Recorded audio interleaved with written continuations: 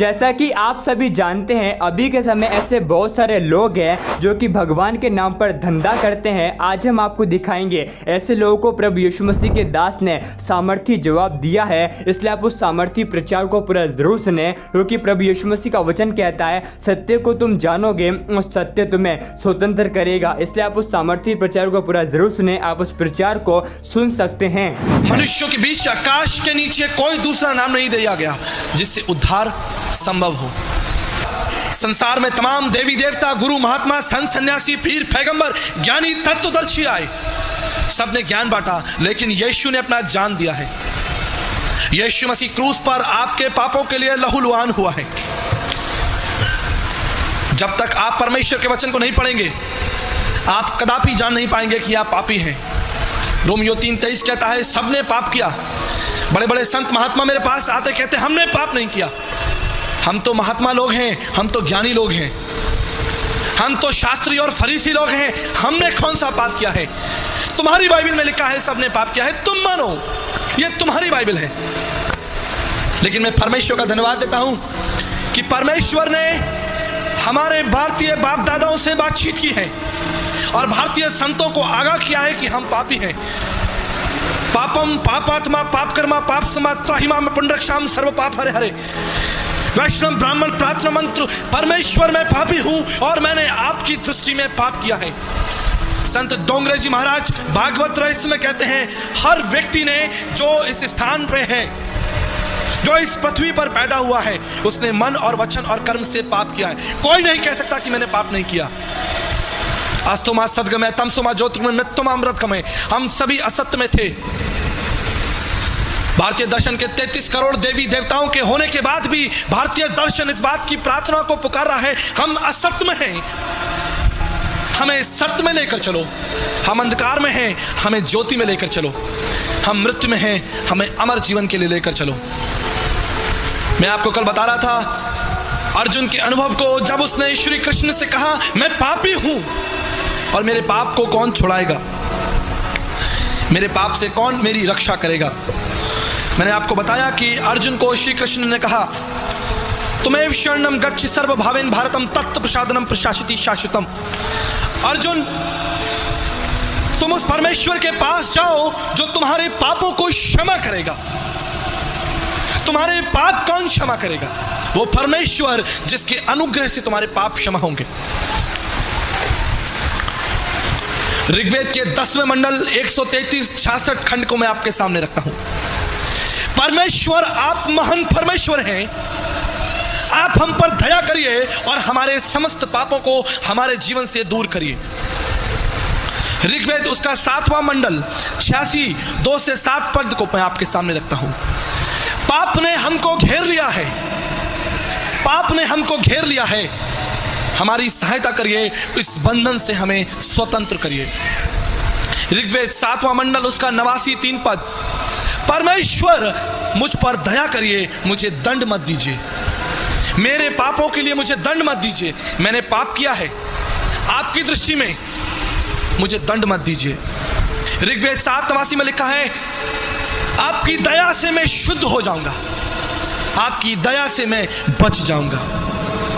ऋग्वेद 5 अध्याय उसके 8 और 78 पद में लिखा है इन समस्त पापों को मेरे जीवन से दूर कर दीजिए।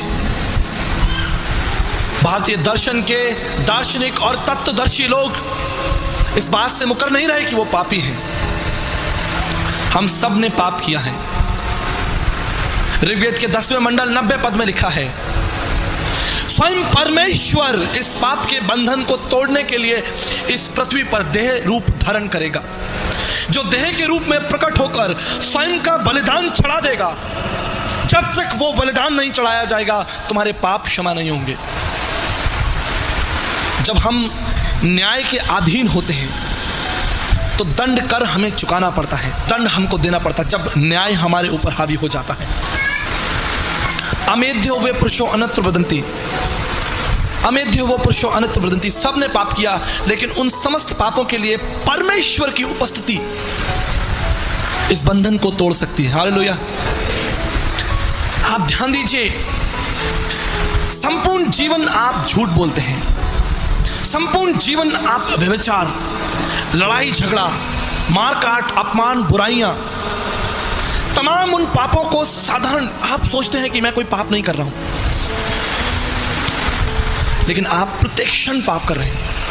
यहोवा परमेश्वर की दृष्टि में, चाहे आप माने ना माने, आप किसी भी जाति, समाज, कुल, भाषा, क्षेत्र, रंग रूप के क्यों ना हो, आप पाप के अधीन हैं। और इस पाप से छुटकारे के लिए स्वयं परमेश्वर का हस्तक्षेप जरूरी है। देवानुग्रह हेतुक्रम, उस परमेश्वर की मांत्रिक उपनिषद, उस परमेश्वर के अनुग्रह से ही तुमको पाप से क्षमा मिलेगी, दूसरा कोई रास्ता नहीं है। ना योगेन सांख्यन कर्मणा ना विद्याया ब्रह्मकृत मोक्ष विद्यते सिद्धाय नान्यथा, विवेक चूड़ामणि 56 में लिखा है। भारत के तत्वदर्शी लोग लिखते हैं उस पाप के बंधन के लिए माला फेरने से कोई लाभ नहीं होगा, उस पाप के बंधन को तोड़ने के लिए चढ़ावा चढ़ाने से कोई लाभ नहीं होगा, उस पाप के बंधन को तोड़ने के लिए तीर्थ स्थानों पर घूमने से कोई लाभ नहीं होगा, ऊंचे पहाड़ों पर चढ़ने से कोई लाभ नहीं होगा, नदियों में स्नान करने से कोई लाभ नहीं होगा, न योगेन सांख्यन कर्मणा ना विद्याया, तुम्हारे धर्म के कामों से भी कोई लाभ नहीं होगा। क्यों? क्योंकि मनुष्य स्वयं अपने पाप के बंधन को नहीं तोड़ सकता। अगर स्वयं मनुष्य अपने पाप के बंधन को तोड़ सकता तो परमेश्वर को मनुष्य रूप धारण कर इस पृथ्वी पर भयंकर मौत को सहने की कोई आवश्यकता नहीं होती। अगर मनुष्य अपने पाप के बंधन से स्वयं फारिग हो जाता तो यीशु को अपने ऊपर थुकवाने की आवश्यकता नहीं होती, प्रभु यीशु मसीह को कोड़े खाने की आवश्यकता नहीं होती, प्रभु यीशु मसीह को लात और घूंसे खाने की आवश्यकता नहीं होती, प्रभु यीशु मसीह को क्रूस पर भयंकर मौत सहने की आवश्यकता नहीं होती, अगर मनुष्य अपनी बुद्धि से उस पाप के बंधन से बाहर निकलता। आदि में वचन था, वचन परमेश्वर था और वचन देदारी हुआ। वचन इसलिए देदारी हुआ कि वह तुम्हारे पापों को तुम्हारे जीवन से दूर कर दे। देखो, ये परमेश्वर का मेमना है जो जगत के पापों को उठाकर ले जाता है। यही तो प्रार्थना कर रहे हैं ऋग्वेद के लिखने वाले कि परमेश्वर आप दया करिए, आप हस्तक्षेप करिए, आप मेरे पापों से मुझे स्वतंत्र करिए, आप मुझे इस पाप के भयंकर चक्र से बाहर निकालिए। मौसम कौन कुटिल खलखामी, पापी कौन बड़ो है मुझसे, सब पतन में नानी, सब पापों में अधिक पापी मैं हूं।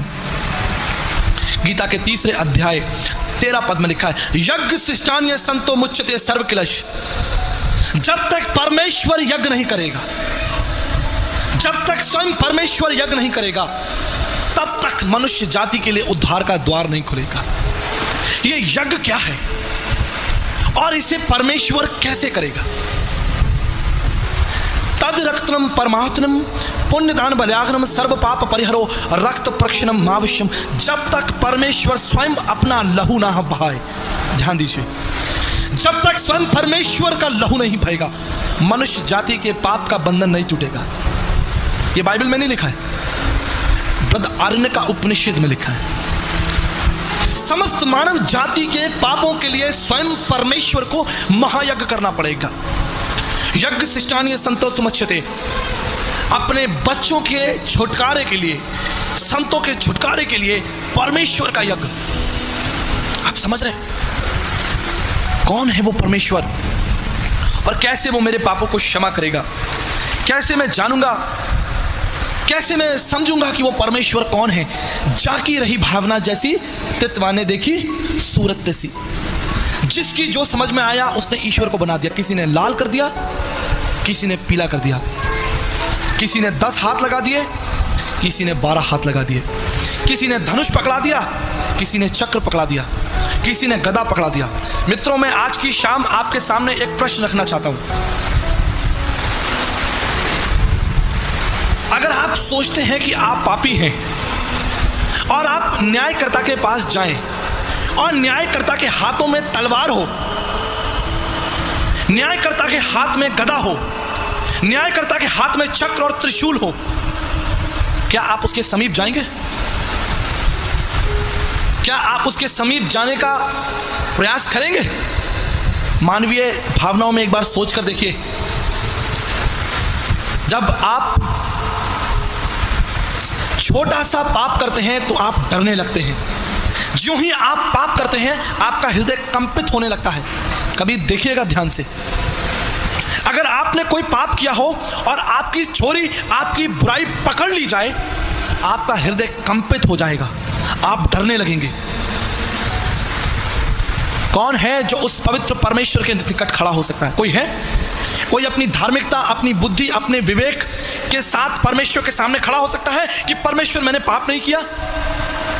वो आग है, क्षण भर में आपको भस्म कर देगी।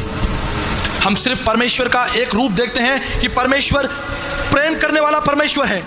परमेश्वर का केवल हम एक रूप देखते हैं कि वो दया करने वाला परमेश्वर है। लेकिन मैं आपको आज की शाम बताना चाहता हूं, वो अगम्य आग है जो आपको पल भर में भस्म कर देगी।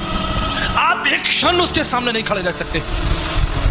जिस अवस्था और जिस पाप का जीवन लोग जी रहे हैं, क्षण भर भी आप परमेश्वर की पवित्रता के सामने खड़े नहीं हो सकते। और अगर उसके हाथ में गदा, त्रिशूल, भाला है तो आप दूर से ही कांपने लगेंगे।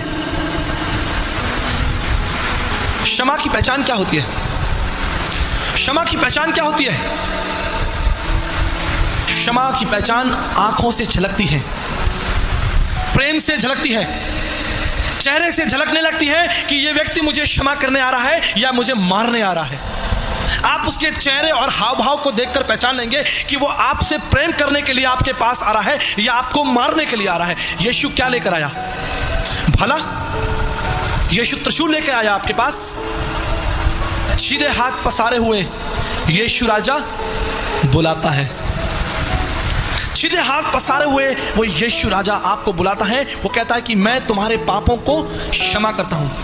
आप सभी इस वीडियो को भी छोड़ के ना जाए, आप सभी इस वीडियो को पूरा जरूर देखें। जैसा कि आपने वीडियो में देखा कैसे प्रभु यीशु मसीह के दास ने ईसाई विरोधियों को सामर्थ्य जवाब दिया और यीशु मसीह का वचन कहता है कि तुम बुराई से न हारो परंतु बुराई को भलाई से जीत लो। और यीशु मसीह का वचन कहता है आज बहुत सारे लोग हैं जो कि अंधकार में पड़े हुए हैं और हमारे सच्चे परमेश्वर को, जो कि हमारा प्रभु यीशु मसीह है, उसे पत्थरों की मूर्तों पर बड़े बड़े मंदिरों में ढूंढते हैं। लेकिन यीशु मसीह का वचन कहता है कि परमेश्वर का आत्मा तुम में वास करता है और तुम खुद परमेश्वर का मंदिर हो। आज बहुत सारे लोग हैं जिनके की आंखें इस संसार के ईश्वरों ने अंधी कर दी है ताकि सत्य जो कि हमारा प्रभु यीशु मसीह है उसे ना पहचान पाए। जिस दिन वो प्रभु यीशु मसीह को जानेंगे उसी दिन प्रभु यीशु मसीह के नाम पर विश्वास करेंगे। प्रभु यीशु मसीह का वचन कहता है यूहन्ना 3:16 में, क्योंकि परमेश्वर ने जगत से ऐसा प्रेम रखा कि अपना एकलौता पुत्र दे दिया ताकि जो कोई इस पर विश्वास करे